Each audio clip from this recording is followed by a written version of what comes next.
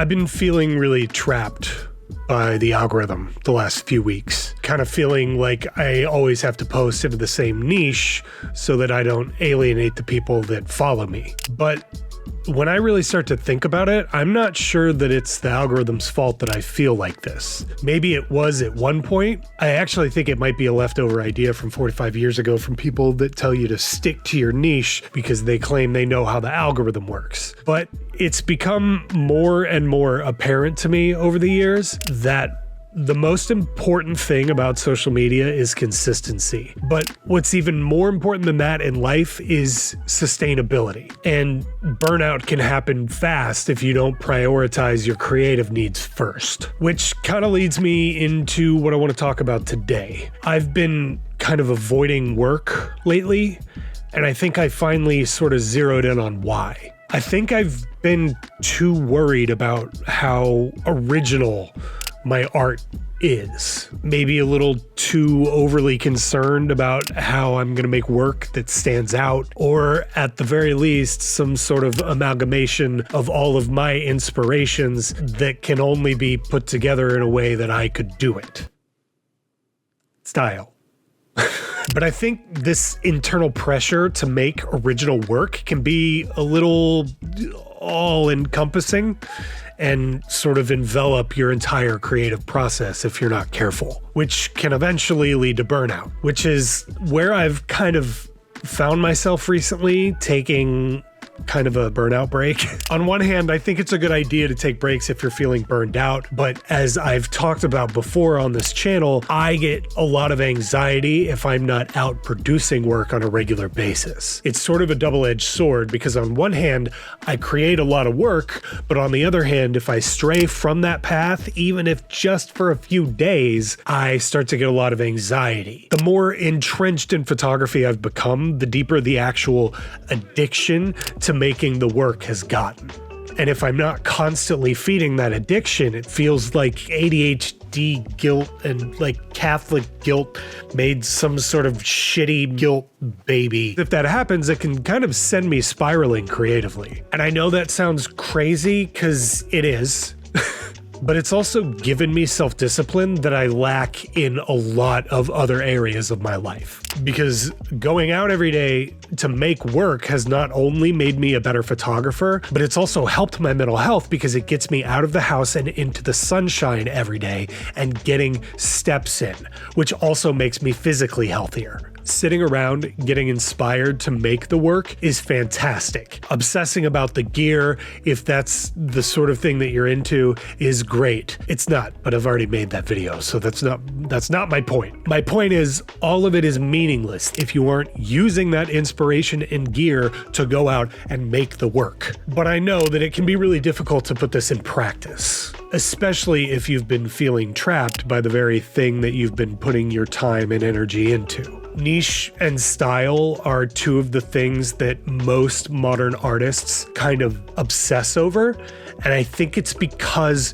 we kind of have to. Instagram and other social media sites have sort of forced us to obsess about them. So it can be really easy to feel like you have to post the same thing to the same group of people over and over and over again. I think when you start to feel trapped by your own niche or your own style, I actually think that's a pretty good sign to start thinking of new ways to approach your work and possibly even your inspirations. Because I know when I start to feel like this, I actually start to look at Instagram less. That way I sort of stop comparing myself to all the peers that are in that same niche, and I've started to find new sources of inspiration from places like photo books and photographers' actual websites instead of the social media posts that Instagram decides that I get to see that day. Doing this ensures that I'm getting inspiration from places that those same peers aren't, and it's led me into making less work about the place that I shoot at and focus more on storytelling, helping me make work that will be original on its own without really even trying to be. C.S. Lewis has a quote that I recently came across in another video about art and originality. I'll post that down in the description if I can find that original video,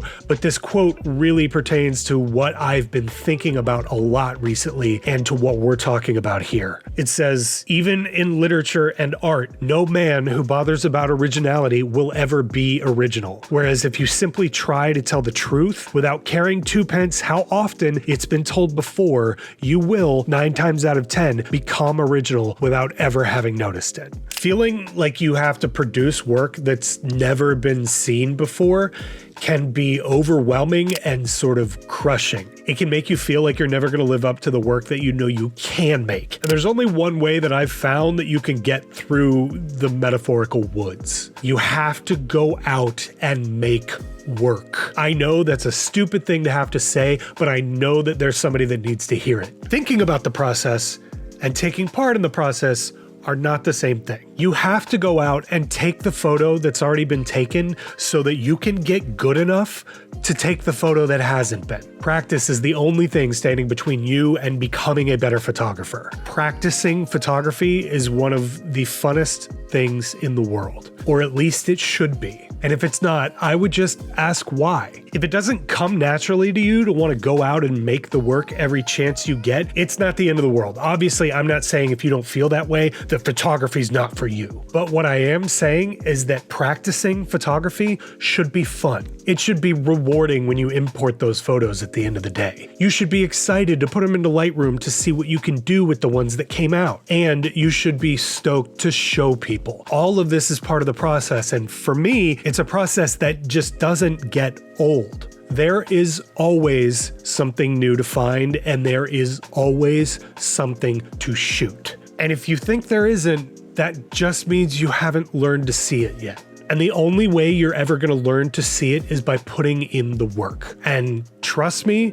once you get over the hurdle of how to see it, that's when you really find out how deep this rabbit hole goes. Photography is not about keeping up with trends.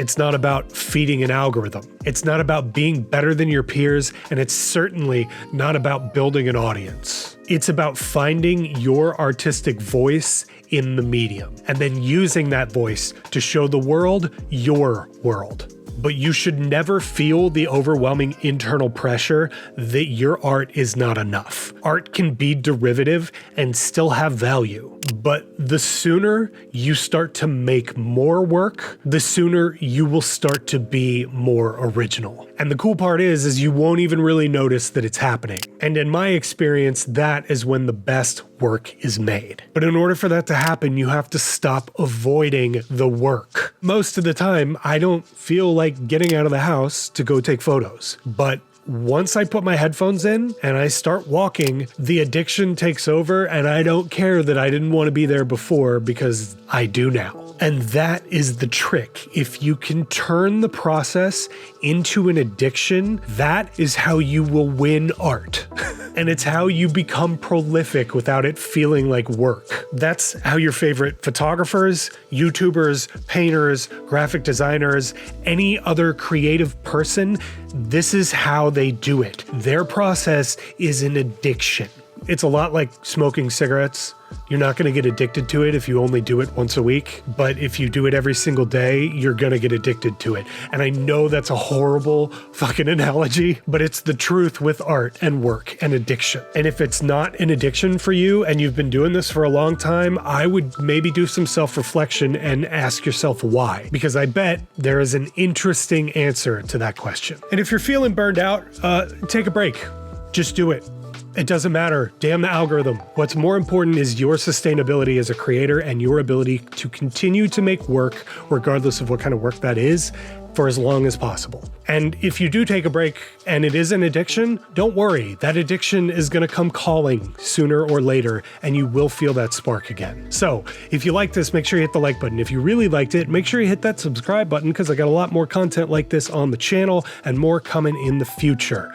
Thank you guys so much for watching. I will see you guys next time. Mike the Finder out. See ya.